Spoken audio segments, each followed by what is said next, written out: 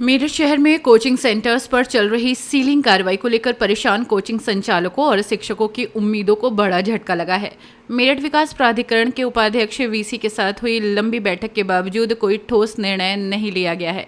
बैठक में अपनी समस्याएं रखने पहुंचे प्रतिनिधिमंडल को फिलहाल केवल आश्वासन ही मिला, जिससे संचालकों और शिक्षकों में निराशा का माहौल है। शिक्षा मंत्री तक पहुंचाओ, वहां से इनके पास आदेश आएगा तो उस आदेश का पालन करें। ये हमारी बात आप पहुंचाएंगे। ये तो आप लोग क्या डिसीजन ले रहे हैं, हम लोग क्या डिसीजन ले रहे हैं कि हम आगे क्या करें। इसलिए आज के बाद हम लोग क्या करें, हम लोगों को एक पत्र मुख्यमंत्री जी के नाम लिखना होगा। तो जब तक सटा बंद रहेगा मुख्यमंत्री जी के नाम, मुख्यमंत्री जी के नाम, देखो और कोई ऑप्शन नहीं, मुख्यमंत्री जी के नाम हमको एक पत्र लिखना होगा और हम सबको अपनी जो रिक्वेस्ट है वो वहां पहुंचानी होगी। मुख्यमंत्री इसमें एकदम हस्तक्षेप करें और ये छोटे कोचिंग किस तरीके से बेरोजगार ना हो, ये अपनी रोजी रोटी कैसे चला के रखें, इनके बच्चे खुला स्कूल से बाहर ना फेंक दिए जाए, इसमें जो मुख्यमंत्री है वो हस्तक्षेप करें और तभी हम लोगों को कोई राहत मिल सकती है। इन अधिकारियों से हमको कोई राहत नहीं मिल सकती। ये 2 लाइन का आज की मीटिंग है। एमडीए कार्यालय में हुई बैठक के दौरान कोचिंग संचालकों ने सीलिंग कार्रवाई से उत्पन्न समस्याओं को विस्तार से अधिकारियों के सामने रखा। उन्होंने कहा कि कोचिंग संस्थान बंद होने से हजारों छात्रों की पढ़ाई प्रभावित हो रही है, जबकि शिक्षकों और कर्मचारियों के सामने रोजगार का संकट खड़ा हो गया है। मैं अध्यक्ष हूँ मेरठ कोचिंग एसोसिएशन।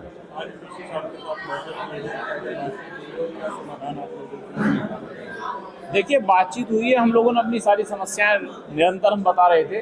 परसों हम जब वीसी साहब से मिले तो वीसी साहब ने ही 2 दिन बाद का टाइम आज का हमें निर्धारित किया था कि हम जो भी कंडीशन होंगी, नियमावली होगी, उसके बारे में आपको रूबरू करा देंगे। आपका प्रतिनिधिमंडल बैठेगा, हम उसको सारी चीज़ें समझा देंगे। लेकिन हमने जो बात की, हमारे कुछ पॉइंट्स थे कि भाई जो 50 बच्चों से कम पढ़ाने वाले हैं या ज़्यादा 10, 20, 30 बच्चे पढ़ा रहे हैं, उन लोगों के साथ तो नियम में रिलैक्सेशन आना चाहिए, क्योंकि आप जो है छोटी मछली को और मगरमच्छ को एक साथ नहीं रख सकते। वो सारी चीज़ें करने के बाद वीसी सर का जो आज कंक्लूजन निकला है वो निकला है कि आप अपने नक्शे रिवाइज कराइए।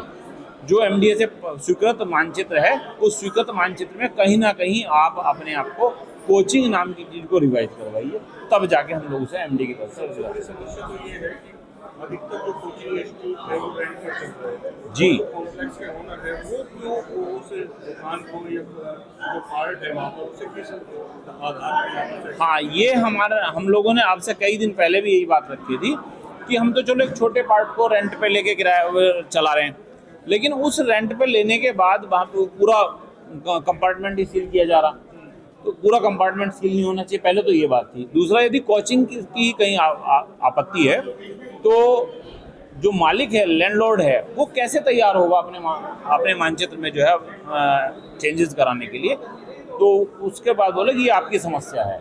हेल्प डेस्क का कुछ गठन करने के लिए बोला है डीसी ने, ये हेल्प डेस्क का गठन किया जाए। हाँ, इन्होंने कहा है कि इसके लिए हम लोग एक हेल्प डेस्क बनाएंगे, उसमें आप आके निःशुल्क जो है अपने मानचित्र सबमिट करेंगे, उसमें चेंजेस करा लेंगे। लेकिन मैक्सिमम बिल्डिंग्स जो हम लोग के साथीगण हैं सब रेंट पे लेके ही कर रहे हैं। किसी की कोई इतने बड़े घरों से नहीं है जो मेरठ के अंदर अब जमीन खरीद के इतनी बड़ी चीज़ बना लेगा। लेकिन अगला स्टेप ये है, आज बैठ के मीटिंग करते हैं और जिलाधिकारी महोदय जी को भी हम लोगों ने भेज रखा है कि एक हमारा 4 लोगों का 5 लोगों का प्रतिनिधिमंडल मिले और हम उनसे अपनी वार्ता रखें और अपनी समस्या जो है वो डीएम साहब से रखें, तो शायद हमें कुछ समाधान मिल पाए। संचालकों ने सील किए गए संस्थाओं को जल्द खोलने की मांग करते हुए प्रशासन से व्यवहारिक समाधान निकालने की अपील की है। हालांकि अधिकारियों ने नियमों और मानकों का हवाला देते हुए फिलहाल किसी भी प्रकार की तत्काल राहत देने से इनकार कर दिया है। एमडीए की ओर से इतना जरूर कहा गया है कि नियमों के दायरे में रहकर सभी समस्याओं पर विचार किया जाएगा, लेकिन बैठक में ना तो कोई ठोस निर्णय लिया गया और ना ही किसी समय सीमा की घोषणा की गई। बैठक के बाद कोचिंग संचालकों और शिक्षकों ने निराशा जताते हुए कहा कि केवल आश्वासन से समस्या का समाधान नहीं होगा।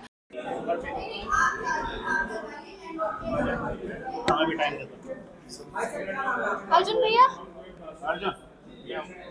सर 1 घंटे की वार्ता चली, कोई सॉल्यूशन निकला आपका या नहीं?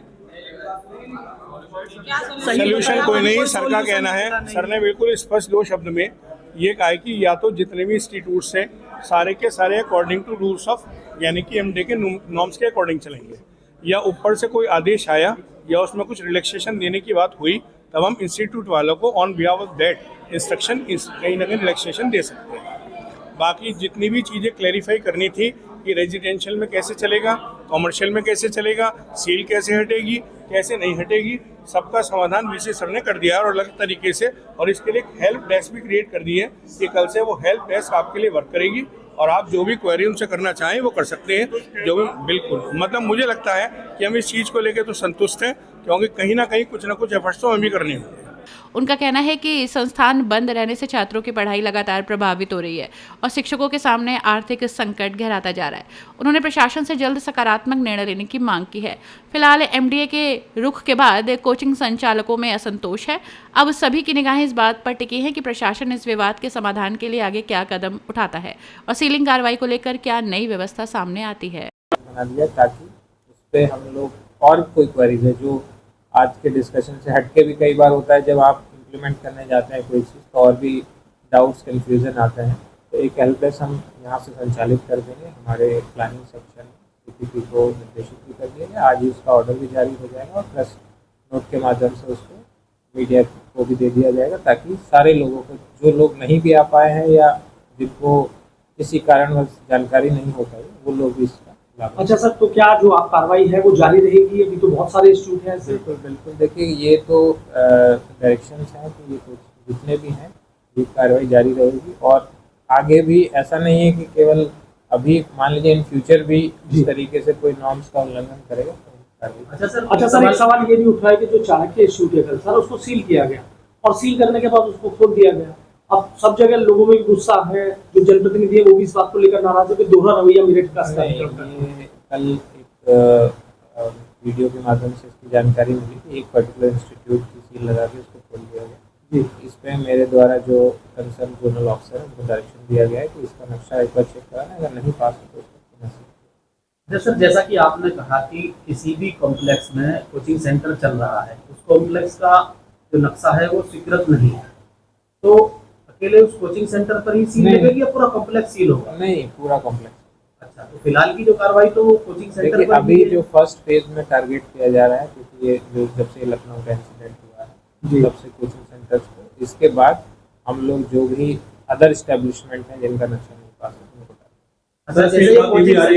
कहा जा रहा है कि सबसे ज्यादा नुकसान इसमें बच्चों का हो रहा है जो वहाँ पे पढ़ने के लिए इनको हमने ऑप्शंस दिया है कि देखिए, जैसे कोविड काल में क्लासेस को ऑनलाइन चलाया गया था, तो आप ऑनलाइन क्लासेस अपने घर बैठ, क्योंकि उसके लिए आपको बच्चों को कहीं पे बुलाना नहीं है, किसी एक पर्टिकुलर प्लेस पे नहीं बुलाना है, तो आप ऑनलाइन कोचिंग के माध्यम से चलाइए जब तक आप उसका नॉर्म्स को आप पूरा नहीं। इन लोगों ने क्या कहा कि भाई हम तैयार हैं कोचिंग के लिए? नहीं, हमने सजेशन दिया है। हाँ, कुछ कह रहे हैं कि हम लोग इस तरीके से प्रयास करेंगे कि ऑनलाइन चले।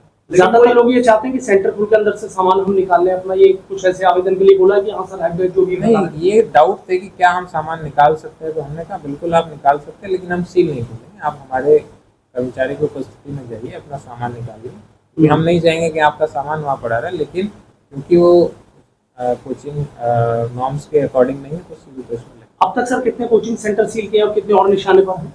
देखिए, एग्जैक्ट डेटा नहीं है मेरे पास, लेकिन लगभग 50+ हम लोग सील करते हैं। कितने और हैं सर ऐसे जो भी कार्रवाई आप करेंगे? और हैं, लगभग इससे ज़्यादा ही होंगे, हम लोग कार्रवाई। जैसे सर ये कोचिंग सेंटर के खिलाफ हम लोग कार्रवाई कर रहे हैं, इसलिए कार्रवाई कर रहे हैं क्योंकि वो अनधिकृत रूप से बनी है या उनमें प्रवेश वगैरह वो सारी चीज़ नहीं है। तो जिस समय वो बिल्डिंग बनी उस समय मेरठ विकास प्राधिकरण कहाँ था, और क्या हम लोग उन अभियंता के खिलाफ भी कोई कार्रवाई कर रहे हैं? देखिए, अभी ये जो आपने सवाल पूछा है कि उस टाइम पे कुछ ऐसी बिल्डिंग्स भी है जो मेरठ विकास प्राधिकरण के एस्टेब्लिशमेंट से पूर्व, हमारा विकास प्राधिकरण 1976 में बना, कुछ बिल्डिंग्स उससे भी पुरानी है। हाँ, बीच बीच में रिनोवेशन होते रहे और उस पर जो है कई तरीके के एस्टेब्लिशमेंट चलते रहे, लेकिन जो उसके बाद बनी है सभी को सील किया जा रहा है और उसी पे हम लोग कार्रवाई कर रहे हैं। जो इस दायरे में आ रही है ऐसे सवाल आप मत पूछिए। सवाल तो जायज है, सवाल तो जायज है सर। आप मैंने बाइट देने के लिए कहा, सवाल तो लेना पड़ेगा ना वीसी साहब। अगर पत्रकारों के सवाल नहीं लोगे तो फिर क्या फायदा है? हम मीडिया इतने सारे लोगों का मैं सवाल ही ले रहा हूँ, तो हमारा भी तो सवाल बताओगे ना भाई। जो मेरठ विकास प्राधिकरण की स्थापना के बाद बने हैं, ऐसे अधिकारियों पर क्या कार्रवाई करेंगे? ठीक है, इनके खिलाफ भी हम लोग कार्रवाई प्रस्तावित करेंगे। ठीक है, अपनी राय हमें कमेंट बॉक्स में ज़रूर दें। ऐसे ही लेटेस्ट अपडेट्स के लिए हमारे चैनल रॉयल बुलेटिन को लाइक, शेयर और सब्सक्राइब करना ना भूलें।